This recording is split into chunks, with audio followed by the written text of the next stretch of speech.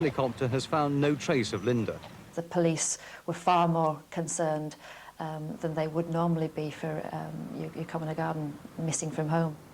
I think everyone believed right from the beginning that something more sinister was afoot with this case. 3 days later, their worst fears were confirmed when the body of a young woman was found on the moors 5 miles away. It was identified as Linda's. The pathologist reported that she had died as a result of multiple blows to the head with a heavy blunt instrument.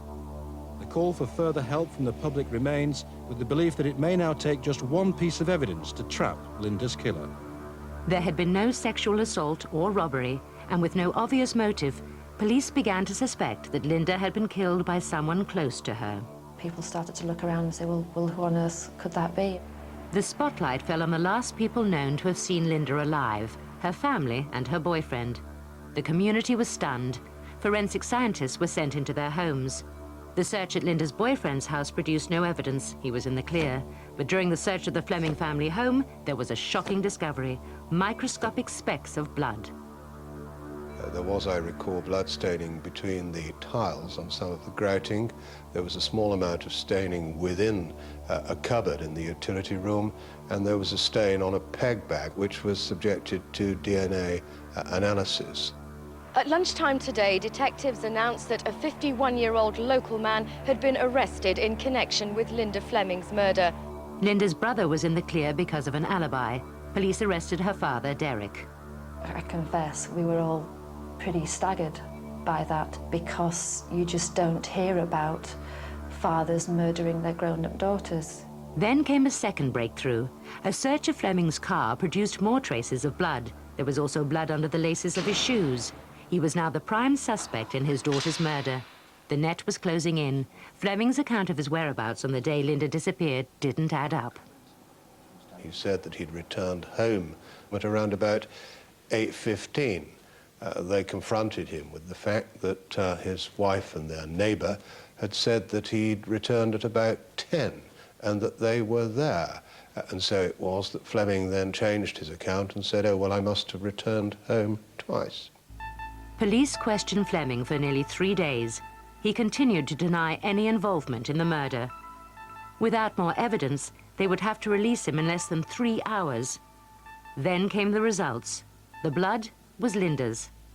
Police presented Fleming with the damning evidence. And then, and only then, did Fleming ever admit that Linda had been there and that she had died there. Fleming claimed that Linda had died when he pushed her during a violent argument. He said he'd hit her with a hammer and disposed of her body to make it look like she'd been attacked by a stranger. This contradicted the pathologist's report, which stated that Linda had received at least 9 blows to the head while she was alive. Fleming would change his story several times. Suddenly the picture that we had of Derek Fleming being this pillar of respectability, being this family man, was shattered. It turned out this happy, married family man had been carrying on an affair for 16 years with a former work colleague. It was speculated that Linda had found out about her father's affair and was about to reveal all. Derek Fleming turned out to be a control freak who ruled his family with an iron fist, if you like. It's a cliche, but it's true. He was an absolute tyrant in the home. Derek Fleming was convicted of murder and sentenced to life imprisonment. Linda, wherever you are, or for whatever reason, please come home or just ring. We all love you. It emerged that Fleming had been reluctant to take part in the police press appeal, an appeal that was later to be dramatically turned against him. In an unusual step, his apparently grief-stricken plea was played to the judge and jury during his trial. He practiced a cruel and arrogant deception on his family at a time when they must have been aging with anxiety over Linda's fate. But this was, first and foremost, a lie.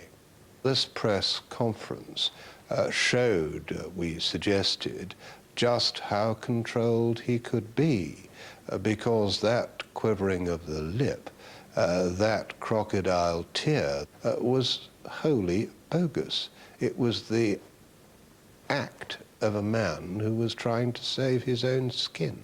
Linda, wherever you are, or for whatever reason, please come home or just ring. We all love you and we want you home with us. Not everyone breaks down in front of the cameras.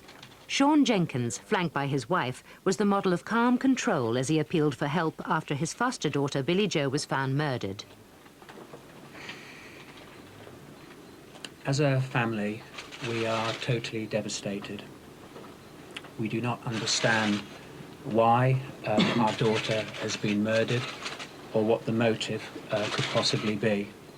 13-year-old Billy Jo had been bludgeoned to death as she painted the patio doors of the family home in East Sussex. We appeal to anyone who thinks they have any information about this crime to contact the police urgently. Now that we have attended this press conference today, I would ask the media to respect my family's privacy. Jenkins claimed there had been a prowler, but he was convicted on forensic evidence and sentenced to life. Like many killers, he thought he could escape justice by manipulating the media and police.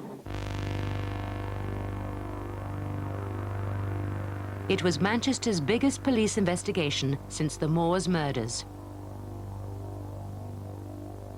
It's a very, very sensitive thing to a lot of people in the Northwest, you know, children going missing. May Bank Holiday weekend, schoolboy Jamie Lavis goes missing. How can an 8-year-old child, and bear in mind he was only just 8 years of age, how long can he survive out on his own, unsupported? Openshaw, a run-down suburb of Manchester. This was Jamie's home and playground.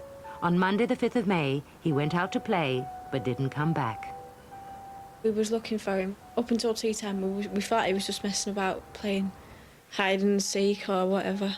And then when it got late, about 8 o'clock, it was really starting to worry people. My mum, she was shaking. When my dad came home, she just broke down. She says, we need to find him. It's getting late, it's getting dark. And then it got to 10 o'clock, we had to phone the police. The police called a press conference and asked Jamie's mother, Karen, to help with the appeal. If anybody out there knows where Jamie is or is giving him food, please just get in touch with the police. Everybody's waiting for him to come home. Now, Jamie's described as being small for his age. He's about 4 foot tall, and he wears clothes that are made to fit a 5 to 6-year-old. A crucial witness came forward, Darren Vickers. He approached Jamie's sister, Jane. And he said to Jane, he wouldn't happen to be wearing a dark blue Reebok tracksuit, would he? So Jane said yes. And he said, oh, he was on my bus. Bus driver Darren Vickers lived round the corner from the Lavis family, and he quickly joined in the search for Jamie. He was like a best friend. Anything that we wanted doing, he'd be there, offering his help, no matter what it was, not the time of day, night, he'd be there. We just got close. It's like one big close family now because we've been out basically 24 hours a day, all of us involved looking for Jamie. And remember, if you're desperate like the Lavis family were, they've lost a child, they'll hang on to anything or anyone in order to assist to find that child. Over the following weeks, there were hundreds of reported sightings of Jamie, but they all came to nothing. The last known person to see him alive was still bus driver Darren Vickers. Terrible. Could never dream of it. A young child on the bus like that, you know, just going missing. It's just unbearable to think about. It's just a nightmare for everyone. According to Darren Vickers, Jamie had been just another passenger on the bus. But when police tracked down other witnesses who'd been on the 219 that day, they gave a very different story. He made that bus like a playground. To be allowed to change gear while the bus is moving, to give out tickets, to press the ticket machine, to sort the change out, to stand in the actual driver's cabin next to the driver. All these things, if you are a young boy, are very, very attractive. In fact, Jamie had spent over 6 hours on the bus that day. According to Darren Vickers, Jamie had an all-day saver ticket, so he'd allowed him to stay on. It's like any child that has a day saver ticket which you're boarded with. It's up to them what they do with it. They paid for the ticket. They can do really what they're pleased with it. They don't issue those sorts of tickets to children, and in fact, Jamie never had a day saver ticket. He was just allowed to remain on the bus. Police were beginning to have serious concerns about the man who was now in the heart of the Lavis family and even doing television appeals on their behalf. There's somebody out there who's got to be sick keeping a child of that age. You know, it shouldn't be done. If you had any respect, you just hand him over to the nearest police station, just let the child go in, just let him come home. He's not in trouble, he's not nothing, he's just wanted. He wanted to do more appeals than what we was willing to do because we didn't want to be constantly in the public eye.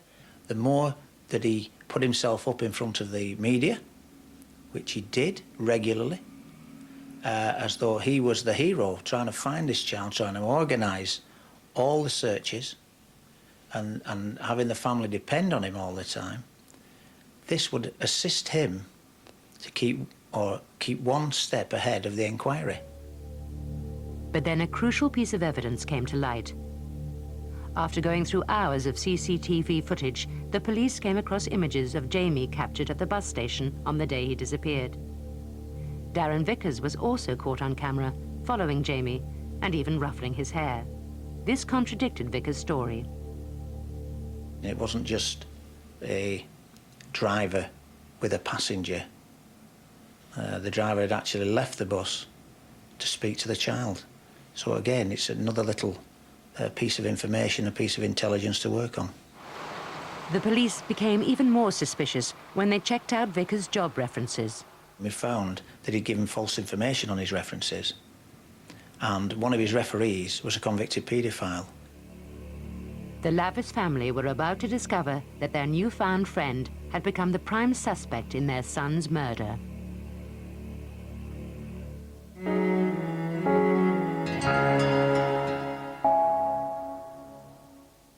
On Piccadilly, 11:52. Darren Vickers joins us on the phone now. Darren, you're the bus driver that was the last person to see little Jamie alive. How come he hasn't been seen since? I'll never know till the day he comes home. I still believe he's alive. If the case was what the police are making out to be, if the case was he was dead, around where they're looking, they'd have found him by now. Vickers even phoned a late-night radio chat show to volunteer information and was publicly describing himself as part of the family. So how's the police investigation going? The police are not letting much information out about that. Which the family is supposed to know, the first confirmed sightseeing. Yeah. We've never been told. You always suspected that there was something underneath that he wasn't telling anybody, and I think that's why none of us believed a word he said when he appeared on the show. 3 weeks after Jamie was reported missing, police arrested Darren Vickers for his abduction. They then had to break the news to the